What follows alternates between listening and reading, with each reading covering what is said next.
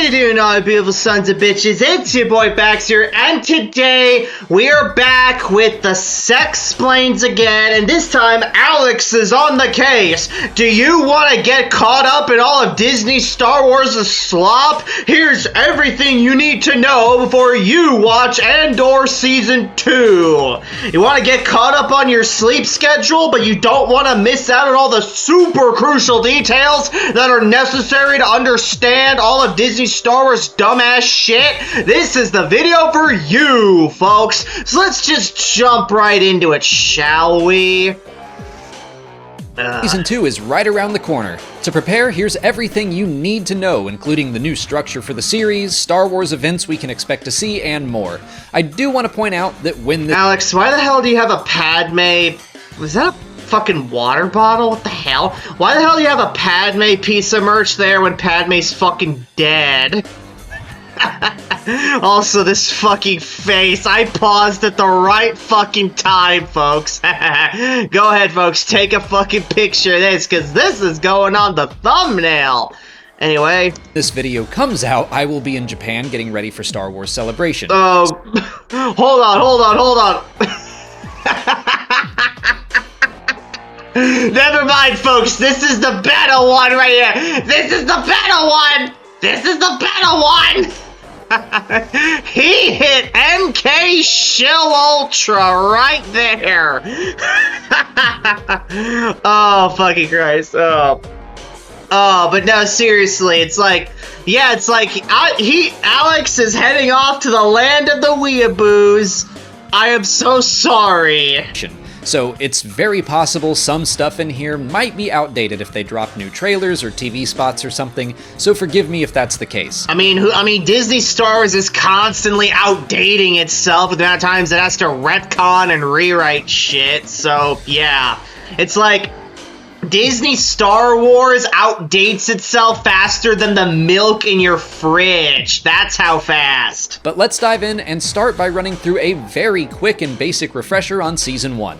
Cassian Andor used to be a child named— Yay, aka Cassian Blandor. Ayo! Anyway. Asa from the planet Kenari, until a series of events surrounding a Republic shipwreck resulted in him being adopted by scavengers named Marva and Clem Andor. And conveniently, he didn't die from that. They took him and raised him on their homeworld Ferrix, but unfortunately that meant his sister was left behind.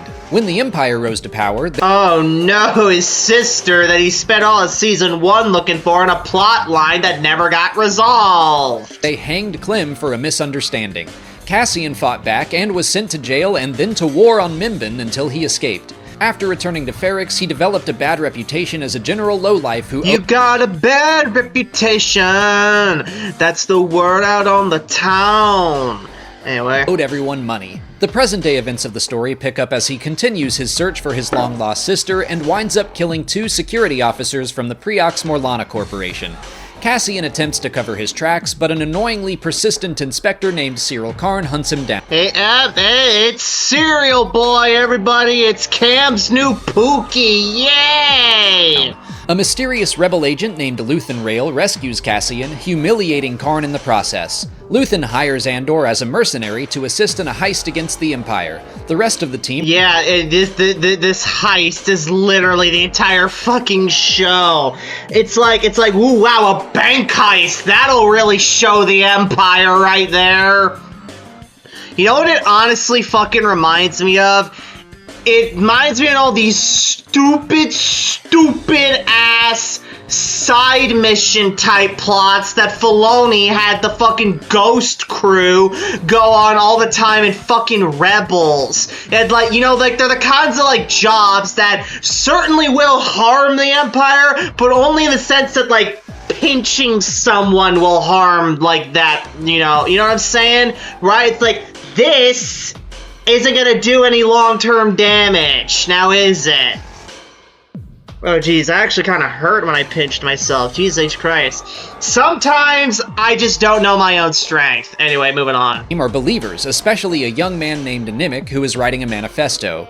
He and many others die during the robbery, but and he's gone. The crew successfully steals over 80 million credits from the Empire. Cassian walks away with his cut in Nimic's manifesto and hang on, ladies.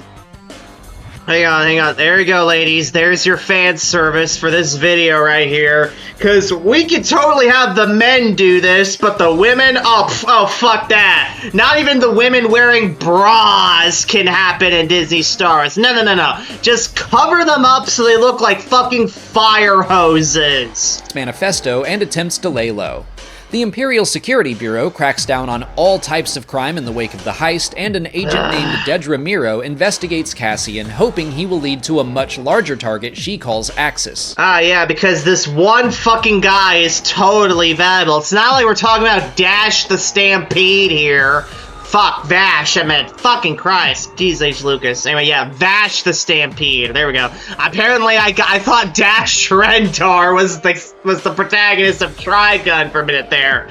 Oh, pardon me, folks. Anyway, moving on. Axis is actually Luthen, and he operates an antiquity what a twist! shop as a front for his dealings with Senator Mon Mothma, aka Disney whore. various rebel cells, and Hey, look, hey, it's Saw, the fucking terrorist-ass motherfucker from TCW, because everyone loves Saw, right? Don't you just miss his fucking daughter? Even Filoni does, because apparently Filoni regrets killing off his daughter. I don't even remember her fucking name. She's that fucking dumb. Lonnie Young, his spy within the ISB.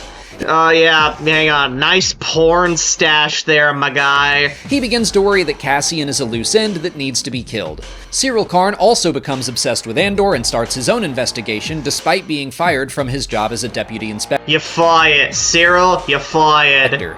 But nobody can find him because he gets himself arrested under a false name for being in the wrong place at the wrong time. His heist has led to an increase in prison sentencing, so... Yeah, his sentencing in the most impractical fucking prison ever. It's like fucking Christ. If you make the Block from Sentinel Comics look practical, that's a problem. But at least the Block is impractically awesome. This is just impractically stupid. Because you can't get more awesome than a prison in its own fucking pocket dimension. Am I right, people? Am I right, people? Anyway. He is sent away to Narkina 5, where he and others like him are forced to build the same piece of machinery over and over again. When they realize— we're building a tank! We're gonna bust out of here! Shout out if you know what movie I'm referencing. They'll be held there forever, even after their sentences run out. Oh, Andy Serkis, what the fuck are you doing wasting your life on this shit-ass show? Cassian helps lead a revolt, and many prisoners escape, at least the ones that can swim. On Coruscant, Wah, wah, wah. Mon Mothma struggles. Also, it shouldn't be called Coruscant during this period. It should be renamed Imperial Center, you dumbass. To balance her life between being a senator, a mother and wife, and a secret rebel. She enlists a Disney whore to help her launder credits, but becomes increasingly desperate and has to ally herself with a shady character named Davos Skolden.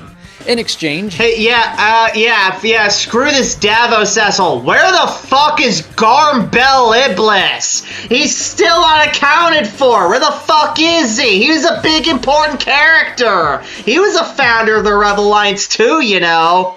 Fucking Disney not learning their shit, man. He demands his son and her daughter meet and possibly get married, and Mothma sadly agrees.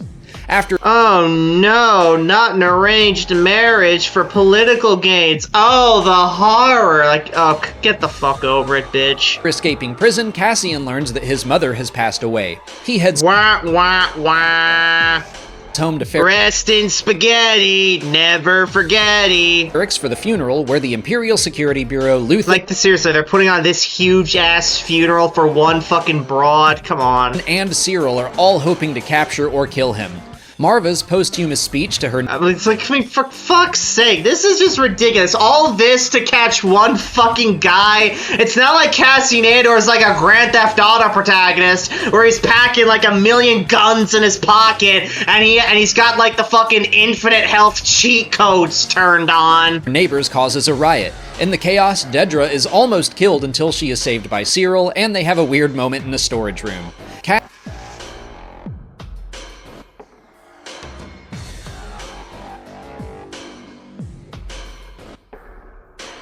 I think that what Sexplain just said right there was something Molly inserted into the script, so I'm just gonna move on from that. Cassian rescues his friend, Bix, who was imprisoned and tortured by Miro. More like bitch. Ayo! And then seeks out Luthen, asking to become a part of the larger fight against the Empire. So that's season 1, which all took place... Hang on. And he also asked him, can I be this show's Kyle Katarn knockoff? Because seriously, why is Kyle such a copied-ass template character? Yeah, Kyle's a badass and a fan favorite, one of my favorite characters, but why is Kyle always the default option when Disney decides to make a new rip-off character? Empire. So that's season 1, which all took place 5 years before the Battle of Yavin. Season 2 is going to be a little different. It'll cover 4 more years' time, catching us all the way up to the events of Rogue One. Yeah, because why would we want to see each of those years in the story when we could just skip over it all and pretend that character development happened in between them? Great choice right there, dumbasses. Season 1, every 3 episodes will cover a distinct arc, and each arc will take place in a different year. So the first 3 episodes will take place around 4 years before the Battle of Yavin, and then there will be a time jump and another set of 3 episodes, and so on. Showrunner Tony Gilroy has already said the series ends with Cassian preparing to head to the Ring of Kafrene to meet Tivik. So when this... And so he can die in Rogue One. This is all over, you can basically watch all of Andor, which will lead directly into Rogue One, which leads directly into A New Hope, which is fun. Yay! All the crap stuff leads into the good stuff and absolutely taints it, like this CGI Leia and CGI Tarkin. Fun. What's more is this season will be released over the course of 4 weeks. Every arc will be released in its entirety, so episodes 1 through 3 come out on April 22nd, episodes 4 through 6 on April 29th, episodes 7 through 9 on May 6th, and the final 3 episodes on May 13th.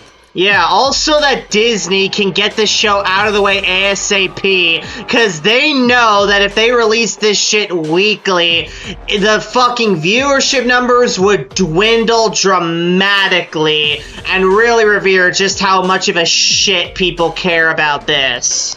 So what can we expect to happen over the course of this season? From the larger Star Wars history... I don't know, we can definitely expect this Bohemian sex grove party right here. There's a pretty big event we'll see surrounding Mon Mothma. In Season 1... Yeah, is that basically another Disney horror party right there? She mentioned the Gormans on a few occasions, talking about their shipping lanes being cut off, which would lead to their starvation, and she attempted to introduce a bill to the Imperial Senate when she was interrupted by news of the Aldhani heist. The Gorman Massacre is an event from Star Wars history that is directly connected to Mothma. It takes place in the year 2 BBY and results in Mon giving a speech publicly denouncing Palpatine. Oh, speak of the fucking devil, fucking rebels. Also, like... Purist, OG, if you guys are in my comment section, remind me, but to my recollection, Mothma really wasn't all that connected to the Gorman Massacre. That was more so just kind of Tarkin's thing, not really her thing. You know what I'm saying? It's like Tarkin just shows up and is like, I'm gonna drop an entire Star Destroyer on everyone. Like that. So, but yeah, like, correct me, but I'm pretty sure the Gorman Massacre did not incite Mothma to create the Rebel Alliance. I think she was, like, already planning to do that with Bail Organa to begin with anyway. So, yeah, someone fact-check me in the comments, anyway. Which, of course, makes her an enemy of the state. She goes on the run, is picked up by the crew of the Ghost in Star Wars Rebels, and another fucking side mission episode. There's a call to action over the planet Dantooine, rallying several individual rebel Yeah, because you all remember Dantooine. Y'all like Dantooine. Well, here's more of the EU you love so much, only now it's in Disney's shit-ass canon here. Into a unified rebel alliance. It's been confirmed that we will see the Gorman Massacre and the events that lead up to... No, I doubt Disney will show it because they just simply lack the budget and the balls to show it. Be real here, Sexplained. Mothma's flight from Coruscant, and Cassian looks like he will be present for it. I have a theory he might even be there to help incite the massacre. That would be dark, but feels very much like something Luthen would do. Like on some Boston Massacre bullshit? Yeah, I really doubt Disney, again, that has the balls to do that. Let's be real here. Would also love it if Cassian turns out to be the person to get Mothma off of Coruscant. That would be a lot of fast travel for him, but I think it's possible. So in other words, even Sexplain knows that that's stretching credibility. Trailer showed us a handful of shots on a planet covered in what appeared to be wheat fields. I can't say for sure, but it reminds me of Dantooine, and of course we know- Dantooine was certainly a planet prime for agriculture, but I wouldn't call it an agri world, if you get what I'm saying. Dantooine was really more just kind of like a peaceful-ass grassland planet, not necessarily an agri-world, but that's just my opinion. Anyway. The rebellion had a base there. Rogue One was initially going to include a sequence showing the evacuation of that base, but it was cut. Some concept because Disney ran out of budget. Art for Dantooine is out there, and it does. Oh, hey, look, it's fucking Y-Wings. Where the hell were these things during The Last Jedi? Kind of match that planet. So maybe they'll adapt that story for the series. It also seems to be connected to the TIE Fighter variant Cassian appears to be stealing. It looks like that might be a TIE Avenger, a ship first created for the TIE Fighter video game. Yeah, that video game was baller. I haven't played it in years, but I really want to fucking play it again.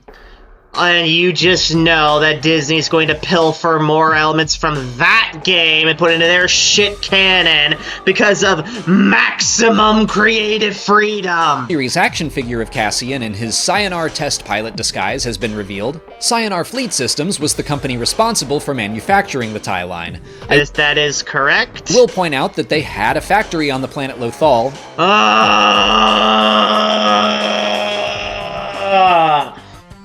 Fuck Lothal, or as I like to call it, Fillerville. And those wheat fields also kind of look like what we saw in Star Wars Rebels and Ahsoka.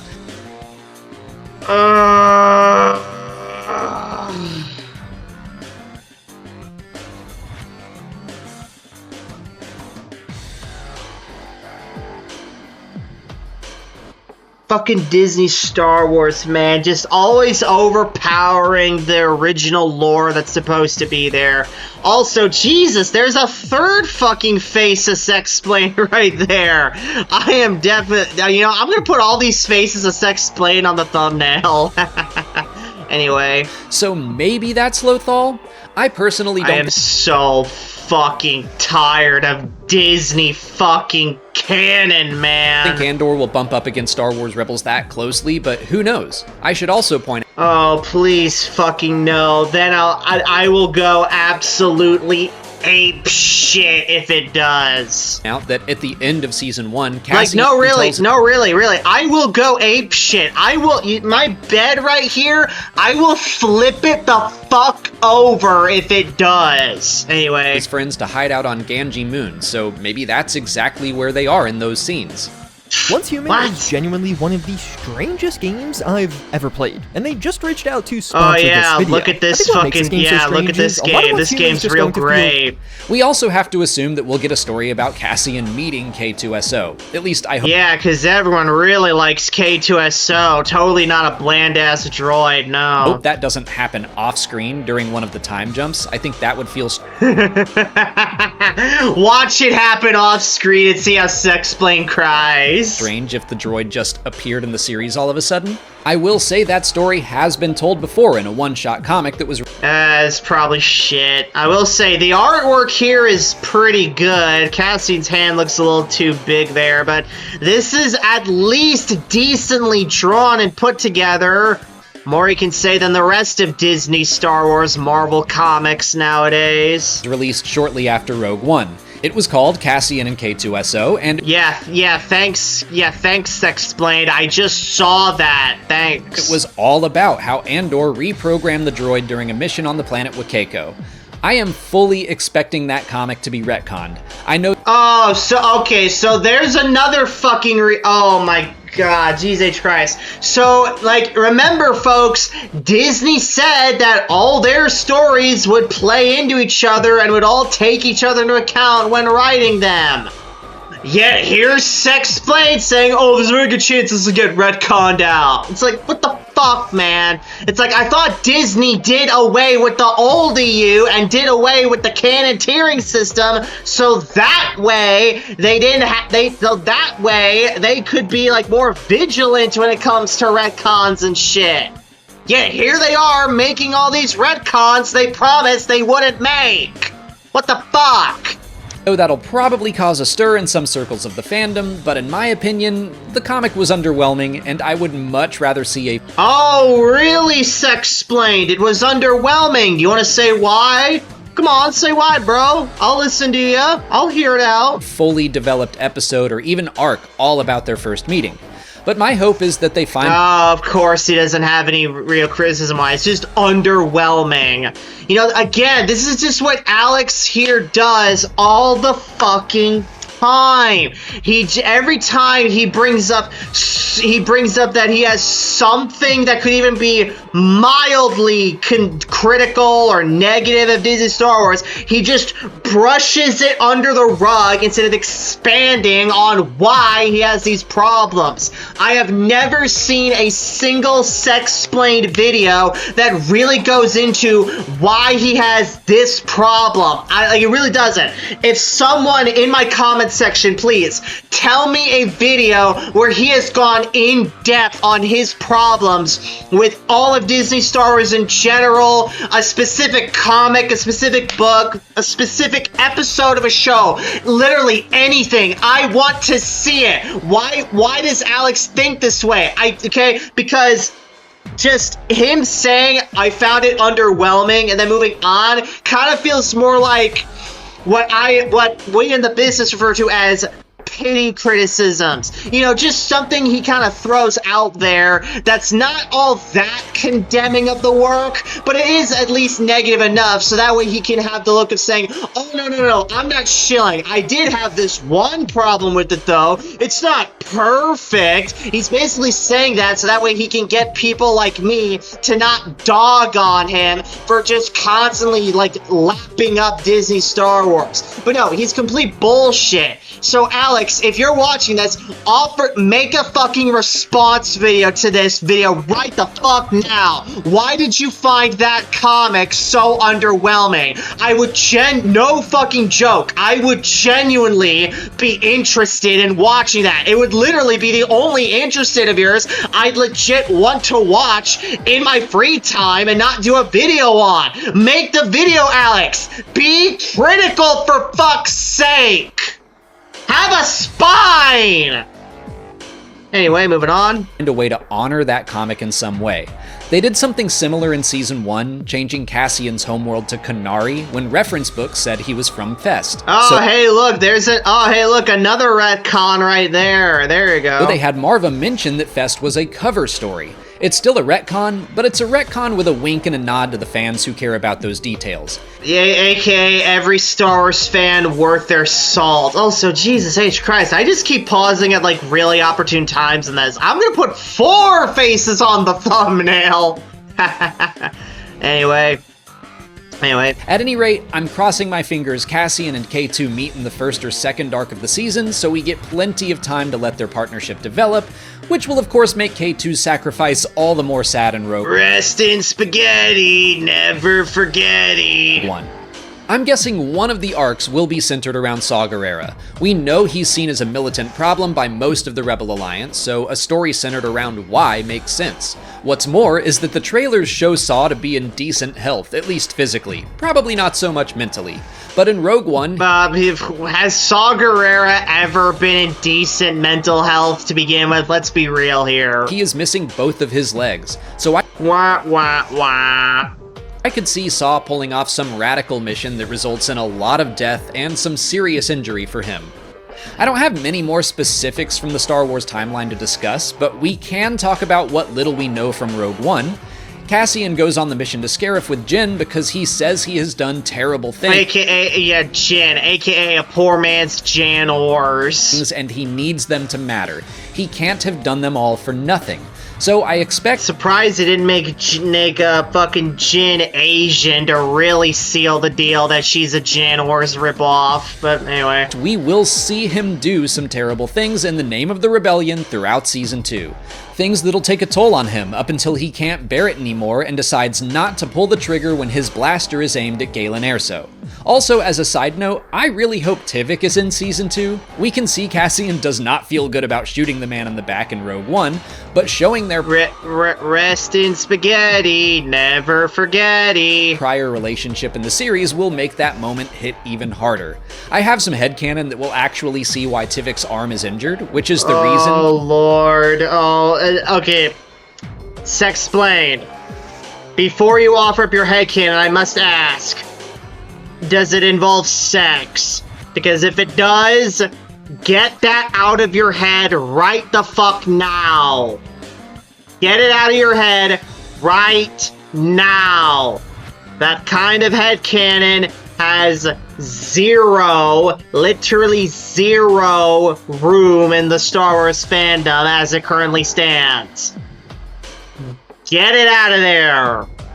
We all have terrible ideas that we need to get out of our head. Even me. I don't have them often, but I do. And we all need to get them out of there. So get it out ASAP. Please. And if Molly thinks about putting it back in there, tell her to back off, bitch. Cassian feels he has to shoot him.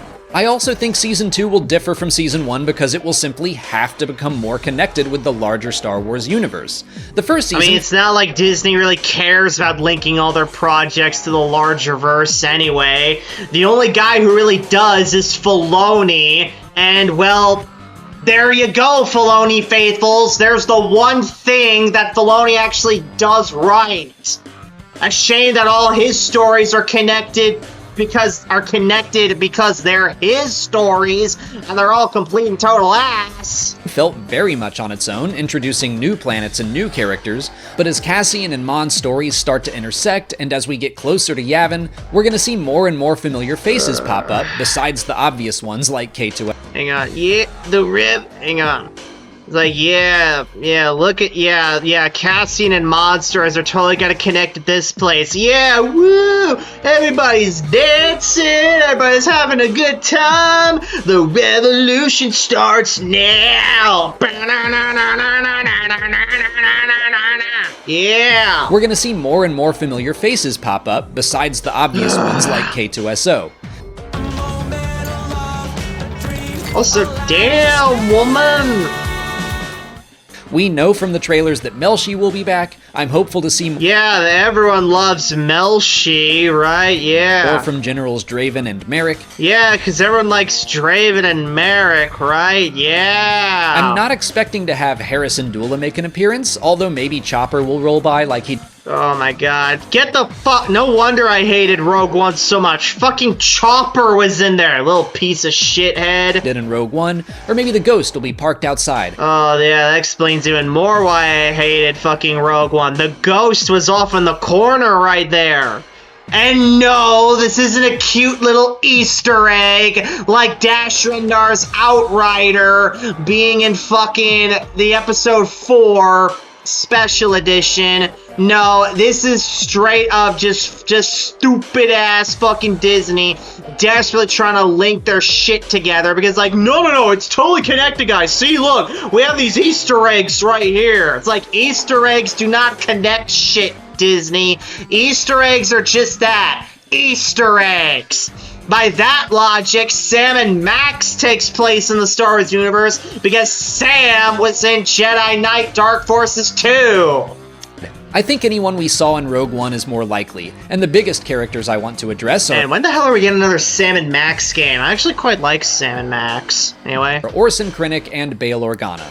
Starting with Bail, after reading The Mask of Fear... also, yeah, see, look, we got Jan Dodonna back, but where the fuck is Garm Bel Iblis, for fuck's sake? By Alexander Freed, I'm really... actually, you know what? Scratch that. Don't bring Garm Bel Iblis back. Disney will fuck him up and make him, like, gay or something. Excited to see how his relationship with Mothma might develop. That book surprised me because I'm so used to seeing them as allies, but they do not get along in that story. They're on the same political side, but they disagree with how to go about things. I'm curious.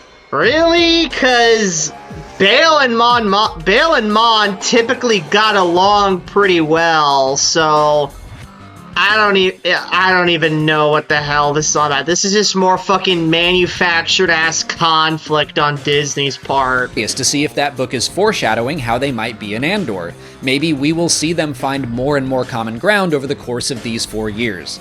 I'll be shocked if Bail isn't in this season. To me, it's just a question of when and how often he will appear. And the bigger question is Disney able to have the budget to get Jimmy Smits back? The Mask of Fear is an excellent... Probably not. He's old as fuck now. If you're excited for Andor's return. It is heavily political and tense the same way the series is. Yeah, we know because you shilled hard for that book a while back. It was marketed as a novel written for fans of Andor, and that is accurate. So if you want something to do while you wait, I would highly recommend it. Dude, I wouldn't even wipe my ass with that book. Like, serious. And also, Sexplain, do you really think that your YouTube-addicted audience is gonna pick up a fucking book? Get real. But moving on to Orson Krennic, I'm not even remotely surprised to see him in this season, but that doesn't... Yeah, Krennic, because everyone likes Krennic, yeah. mean I'm not pumped. He was a fantastic villain in Rogue One. No, he wasn't. Piss off. Don't lie. So getting to spend more time with him makes sense. Another potential book to read that gives you more of his character is Catalyst by James Luceno. Oh, James Luceno, I'm so happy you stopped writing all this Disney shit while you were ahead. Is he still writing novels for Disney Stars? I don't think he is anymore. Oh, fucking Christ, thank God he got out while it was still relatively early and we didn't know that Disney Star was gonna be this fucking ass.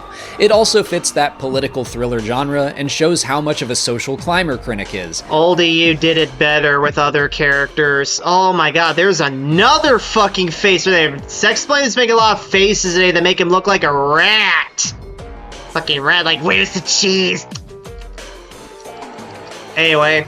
He doesn't really care about the Republic or the Empire, he just wants to be part of high society. He wants respect, and yet he does nothing to earn it. He stands on Galen Erso's shoulders. Yeah, but he gets no respect because he's a Disney Star Wars character, that's why. And then claims the Death Star was his accomplishment. I love to hate him. I also like to think he'll be around for all 4 arcs of the season. Maybe we'll see components of the Death Star's super laser being installed once every year, culminating in the final installation in Rogue One as kind of like a ticking clock for the Rebellion. With Krennic popping up, I think there will also be chances for Galen Erso or Grand Moff Tarkin to appear as well, but I'm expecting them... You really think Disney has the budget to bring Tarkin back, especially in CGI, because Lord knows Disney just adamantly refuses to recast characters. Like, seriously, how hard is it just find some fucking old-ass bastard and get him to play Tarkin? Like, fucking hell, like, you know who I would get to play like, if I was a complete and total fucking moron working for Disney Star Wars, and I had the option to recast Tarkin with a new actor, or get that stupid-ass Uncanny Valley CGI to just bring fucking Peter Cushing back to life, I would recast him and I'd get Charles motherfucking Dance, baby. But then again, if I was smart in that hypothetical timeline, I would peace out, because Lord knows I'm not working in Disney Star Wars. Lord knows that. A little less. At least Like, seriously, Charles Dance as Willow Tarkin. That's some badass recasting right there. Who's with me? Anyway. I don't think they'll have major parts if they're in the show at all. The season already has... Dumbass, they're major characters. Why the hell wouldn't they have a major role to play in the show? Has a lot to do in only 12 episodes, and I haven't even mentioned characters like Brasso or the sweetest little droid B2 Emo. Yeah, good, because no one gives a fuck about any of those characters. We don't know much about what Cyril or Dedra or even Luthen will be getting up to this season. And the bigger question is, who gives a fuck? And there are potential dangling storylines like Cassian's missing sister that may or may not be addressed. How much I'm willing to bet. I'm gonna bet right the fuck now she's dead. Let's just be real, because what could Disney possibly do with her in the future after the events of Rogue One where Cassian dies? Her whole point of existing is to motivate Cassian throughout this entire show, and with Cassian dead, that just leaves her as totally useless. Wars. There are still a lot of unknowns for the remaining story. So I think that's all I have to say about the coming season, but I do have some more recommendations of things to watch and read if you're— Oh, this should be good. Like, give it to me, Sexplain. Give it to me raw. Not like that. I'm not gay. wanting to keep yourself busy with Andor adjacent content. I already mentioned Catalyst and The Mask of Fear to read, but Rebel Rising gives you a solid look at Jyn Erso and Saw Gerrera. Yeah, in case you wanted more of rip-off Jan Ors, but you didn't want to get into the actual Jan Ors herself, because then you'd realize that she's way better than Jyn here, and that real Star Wars is better than Disney Star Wars. Interesting strategy there, Disney. Yeah. Most of Saw's story takes place before Andor, but it still gets into his brutality. If you want more Saw, he pops up in the Clone Wars, the Bad Batch, and Star Wars Rebels. And he's still the same old terrorist that back then as he is now. Watch the Onderon arc of the Clone Wars in Season 5 to This bitch right here, I literally do not remember her fucking name. get his introduction. Watch the series premiere of The Bad Batch and the second to last episode of Season 2 if you want to be really mad at him and see how his actions hurt good people. And It's like, I mean, all of Disney Star Wars characters make bad actions anyway, so I don't see why Saw's any different in that regard. It's like, oh no, he's blowing shit up right here, oh no! As if blowing shit up is inherently a bad guy thing. then watch Season 3 episodes 12 and 13 of Star Wars Rebels, as well as Season 4 episodes 3 and 4 to see more of what he gets up to during Andor.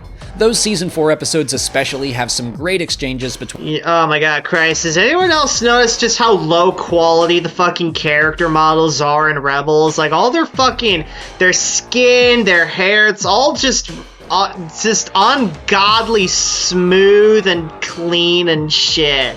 I mean, fucking hell. I mean, TCW, which was the last 3D animated show for Rebels, had way better character models than this. They actually didn't look all that smooth and clean as this shit. What the hell? between him and Mothma.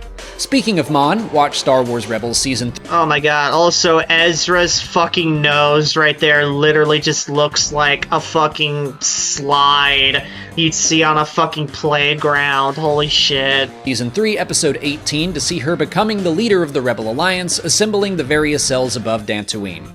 But that's all I have to say about Andor Season 2. If you haven't already, please like this video, subscribe to the channel to keep up with all our Andor coverage, follow us Don't subscribe to this motherfucker. on our socials, and consider checking out our Patreon page for video reactions of every episode. No thanks. As always, thanks for watching, and may the Force be with you.